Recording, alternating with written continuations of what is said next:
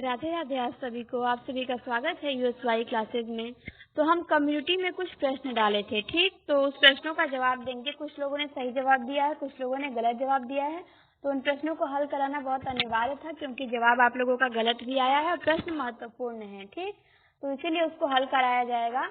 हाँ, हमेशा एक दिन में कम से कम 4 या 5 प्रश्न डाला जाएगा यूट्यूब पे, कोशिश किया जाएगा।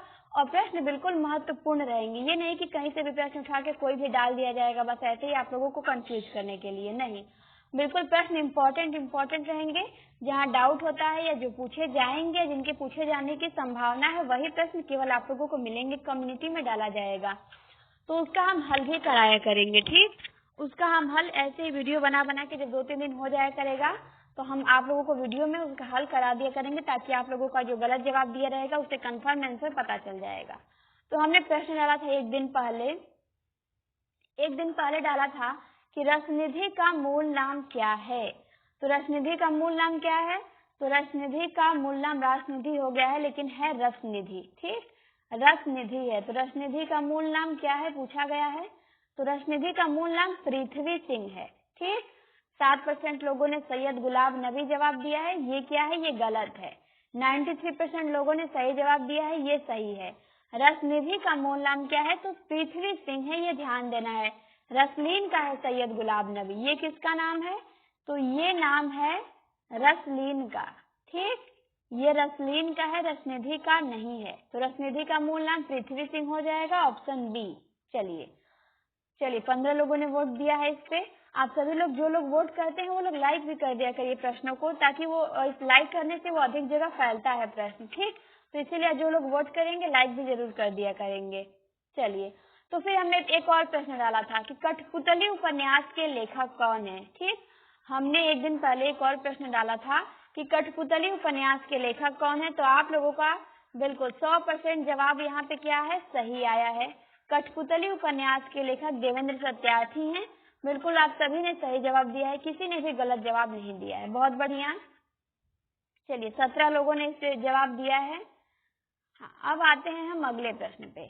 अगला प्रश्न हमारा है कि रसप्रिया कहानी के लेखक कौन है। तो रसप्रिया कहानी के लेखक रेणु जी हैं, बहुत अच्छा जवाब आप सभी का। बिल्कुल 100% लोगों ने सही जवाब दिया है। रसप्रिया कहानी के लेखक कौन है? रसप्रिया कहानी के लेखक तो रेणु जी हैं, ध्यान देना है। फिर हमने अगला प्रश्न डाला था इस पे कि सुहागिनी कहानी के लेखक कौन है। प्रश्न क्या था हमारा कि सुहागिनी कहानी के लेखक कौन है। तो 83% लोगों ने बताया है मोहन राकेश, और बहुत अच्छा जवाब है आप लोगों का। मोहन राकेश ही राइट आंसर होंगे। 17% लोग जैनेन्द्र बताए हैं, वो लोग क्या है, गलत है। जैनेन्द्र की नहीं है। सुहागिनी कहानी के लेखक कौन है? तो मोहन राकेश राइट आंसर है। हमारा अगला प्रश्न है, चलिए अगले प्रश्न पे आते हैं कि गीति संग्रह के रचनाकार कौन है। ये भी हमने डाला था कि गीति संग्रह के रचनाकार कौन है, ठीक। तो 8% लोगों ने रसलीन को बताया और 92% लोगों ने रसनिधि को बताया। तो बिल्कुल 92% वाले लोग क्या है, सही हैं। गीति संग्रह के रचनाकार कौन है? तो रसनिधि है, बहुत बढ़िया जवाब। अब आते हैं अगला प्रश्न पे। फिर वही प्रश्न रिपीट हो गया है, गीति संग्रह। चलिए हाँ, अगला प्रश्न हमारा है, हाँ ये कथन डाले थे, बहुत महत्वपूर्ण कथन है ये। आप लोग ये तो जानते हैं कि किसकी अवधि को अवधि का अर्धान कहा जाता है। तो सभी जानते हैं कि जायसी की अवधि को कहा जाता है, लेकिन कहा किसने है ये भी जानना बहुत ही जरूरी है हमारे लिए। तो इसीलिए मैंने इस कथन को डाला था यूट्यूब पे कि ये कथन है किसका। तो ये कथन है किसका, तो आप लोगों ने जवाब क्या दिया है, जवाब देख लिया जाए। तो 17% लोग बच्चन सिंह बताए हैं, और 75% लोग क्या किए हैं, शुक्ल जी बताए हैं, और 8% लोग हजारी प्रसाद द्विवेदी भी बताए हैं। तो बहुत अच्छी बात नहीं है ये, सभी लोगों का जवाब मतलब अधिकतर गलत ही बताए हैं आप लोग। केवल 17% लोग ही सही जवाब दे पाए हैं। आप लोग अधिकतर लोग शुक्ल जी लगाए हैं। भाई शुक्ल जी ने नहीं कहा है, पेपर में आ जाएगा। बताइए इतना बड़ा गलती आप लोग करके आ जाएंगे। ये शुक्ल जी का कथन नहीं है, इतना जरूरी कथन है, बच्चन सिंह की बुक में स्पष्ट रूप से दिया गया है। जब आप जायसी को पढ़ेंगे तो हजारी का भी नहीं है, ठीक। किसका है? तो बच्चन सिंह का है, ध्यान देना है। बच्चन सिंह ने क्या कहा है कि वास्तविक अवधि जायसी की अवधि है, उनके द्वारा रचित पद्मावत अवधि की अर्घान है। तो जायसी के बारे में ये कथन किसका है? तो ये कथन बच्चन सिंह का है। ये आप सभी को ध्यान देना है, इसे नोट कर लेंगे। ठीक, बहुत अच्छे अच्छे प्रश्न डाले जाते हैं, कोई भी प्रश्न नहीं डाल दिया जाता है, तो आप लोग इसे नोट करेंगे। ये बच्चन सिंह का कथन है, शुक्ल जी का नहीं है। 75% लोगों ने गलत जवाब दिया है, 17% लोगों ने केवल सही जवाब दिया है, बच्चन सिंह। चलिए अब आते हैं, हम अगला प्रश्न हम डाले थे कि कौन संत कवि आजीवन दुल्हे के बेस में रहे। कोई संत कवि थे जो आजीवन दुल्हे के बेस में रहे, तो रज्जब थे। बिल्कुल आप लोगों ने 100% जवाब सही दिया है। ठीक, रज्जब क्या थे, आजीवन दुल्हे के बेस में रहे थे। अब हमारा अगला प्रश्न है, हाँ अगला प्रश्न बहुत बढ़िया कथन डाला था मैंने, एक कथन कबीर के बारे में था कि सीधी भाषा में कबीर ऐसे चोट करते हैं कि चोट खाने वाला केवल धूल झाड़कर चल देने के सिवा और कोई रास्ता ही नहीं पाता है। इतना बढ़िया कथन कबीर के बारे में कौन कह सकता है।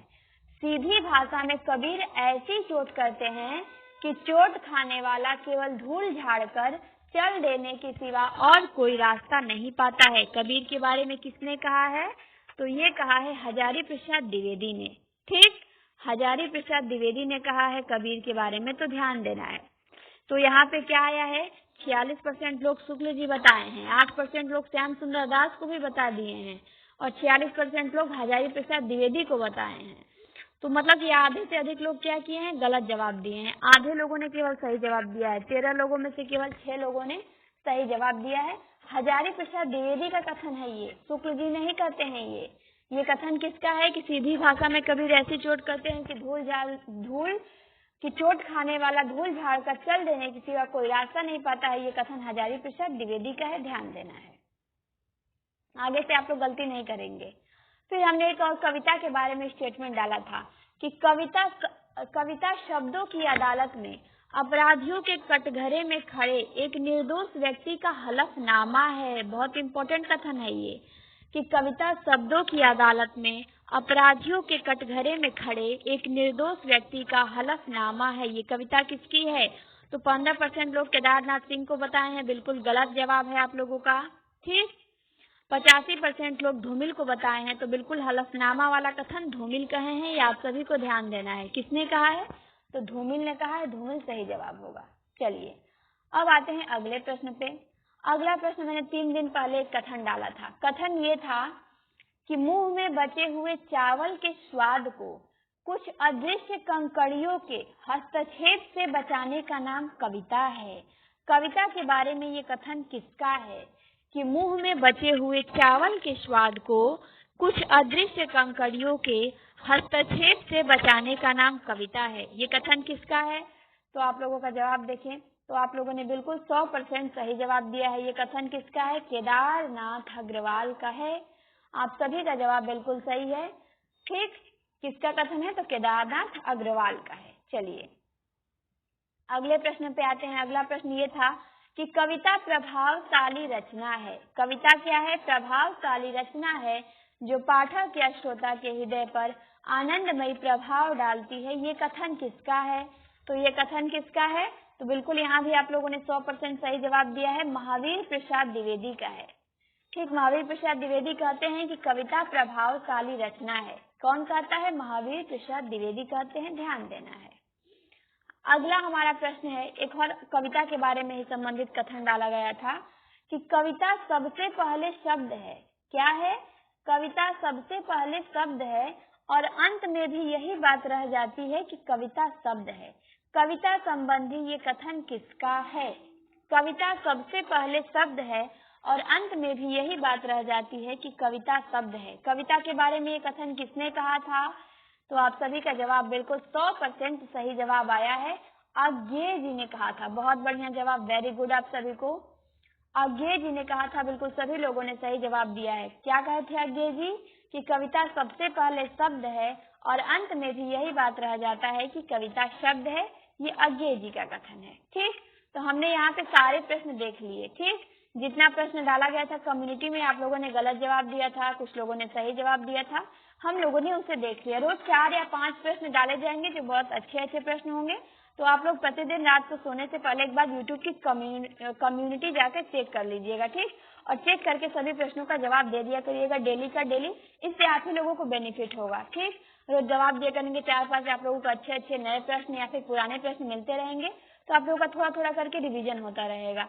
तो ये बहुत अच्छा है। और फिर आप लोग गलत जवाब देंगे, सही जवाब देंगे, वो हम जब ज्यादा प्रश्न इकट्ठा हो जाएंगे थोड़ा 10-20, तो हम उसका वीडियो बना के आंसर बता दिया करेंगे। आप लोग यहाँ से सही जवाब जान लिया करेंगे।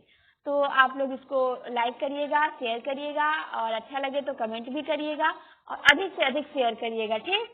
हाँ, सभी लोग शेयर करेंगे, और जो नए होंगे सब्सक्राइब भी कर लीजिएगा। तो आप सभी को वीडियो देखने के लिए धन्यवाद। अब मिलते हैं हम नेक्स्ट क्लास में। आप सभी को धन्यवाद। अगली क्लास में फिर मिलते हैं।